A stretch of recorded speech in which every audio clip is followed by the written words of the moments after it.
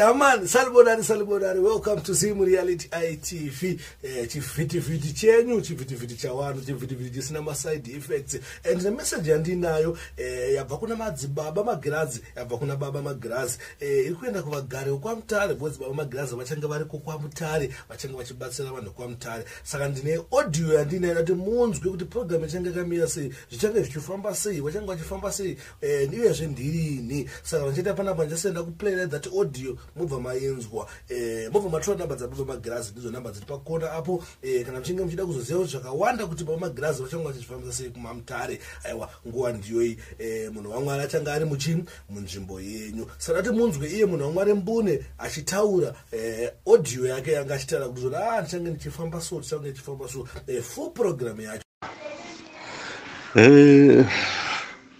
Friday tiri kurara tatosvika pamutare basa tinotanga Saturday 6 AM. Nzvimbo tinenge tikuzivisa by Friday by tomorrow Wednesday titazivisa vanhu nzvimbo kuti tiri kuenda papi yangosara zvidikidiki zvinongogadziriswa.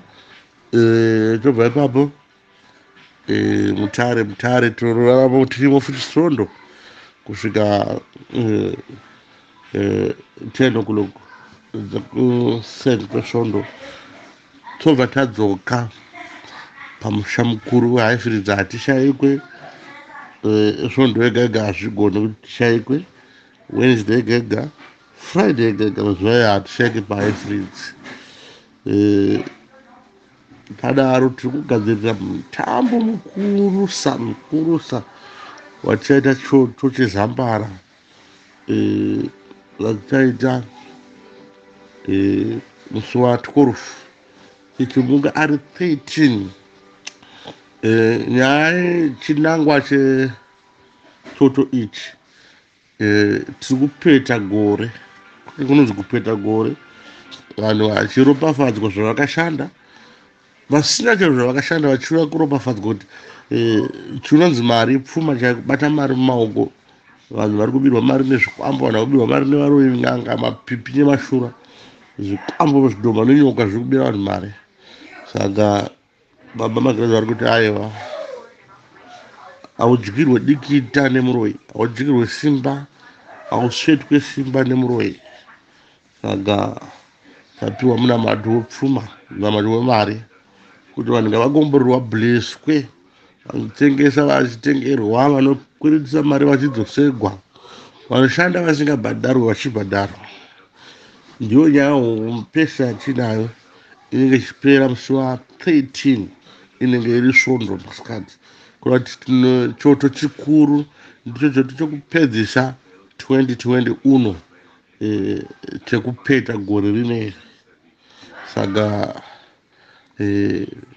kunyangwe vane matambudziko angave dzimba, ungave kurwara, matambudziko api naapi, vasina mbereko,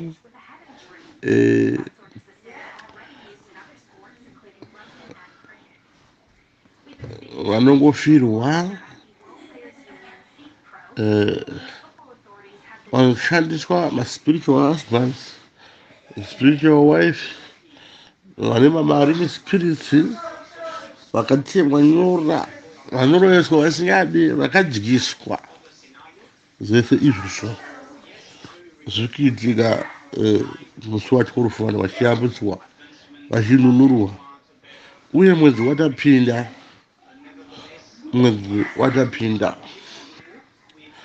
mwedzi uyu ndio mwedzi unofana vakawanda, ndio mwedzi unokuyerera ropa ravanhu vakawanda, ndio mwedzi